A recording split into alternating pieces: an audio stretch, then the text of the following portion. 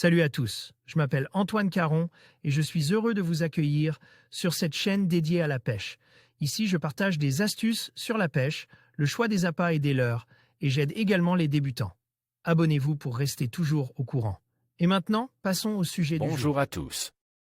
Dans cette vidéo, je vous emmène avec moi pour un retour de session de pêche en kayak sur les magnifiques abers. Au programme, des variétés de poissons à découvrir et des paysages à couper le souffle. Je partagerai avec vous mes astuces de pêche, ainsi que quelques moments inoubliables passés sur l'eau. Préparez-vous à vivre une aventure riche en découvertes et en sensations. C'est parti! À la recherche des lieux le vendredi 24 mai 2024, la météo nous annonce un temps un peu couvert en début de journée, mais pas du tout de vent. J'en profite pour tenter une nouvelle sortie au petit large sur mon spot des abers. Toujours la même technique, direction mes bases a lieu à 1 heure de navigation de la mise à l'eau. J'ai préparé mes talachades en conséquence, comme c'est une petite marée, des tétés de 20 et 30 grammes suffiront pour gratter des fonds de 15 à 30 mètres. Je mettrai 2 bonnes heures à trouver du lieu, ils n'ont pas envie de se nourrir aujourd'hui. Par contre, je trouverai une jolie collection de mérous bretons de belle taille, de toutes les couleurs. Je prélèverai un lieu correct, tous les mérous retourneront à l'eau. Une colonie de phoques comme le beau temps est présent, j'en profite pour faire un peu de tourisme autour des rochers à phoques. Une colonie est installée juste à côté de l'île de Stagadan, en sortie d'Abers. On peut les observer si on reste à distance, il ne faut pas s'approcher trop près pour ne pas obliger ceux qui se réchauffent sur les cailloux de replonger. Ils sont une bonne douzaine et on les entend, aboyer, de loin. Sur la vidéo, on voit bien la belle taille des individus. Une fois la visite du zoo effectuée, direction la plage de Stagadan aux couleurs des Glénans pour la pause casse-croûte, ciel bleu et sable blanc, magnifique. Autour des bars le vendredi 31 mai 2024, pour clôturer ce mois de mes compliques cotes météo, je retente une sortie à Abers. Les prévisions annoncent un vent d'est, mais cela devrait passer. À la mise à l'eau, le vent ne se fait pas sentir, mais arrive sur place, c'est un vent de nord-nord-est assez soutenu, environ 40 km/h qui est établi.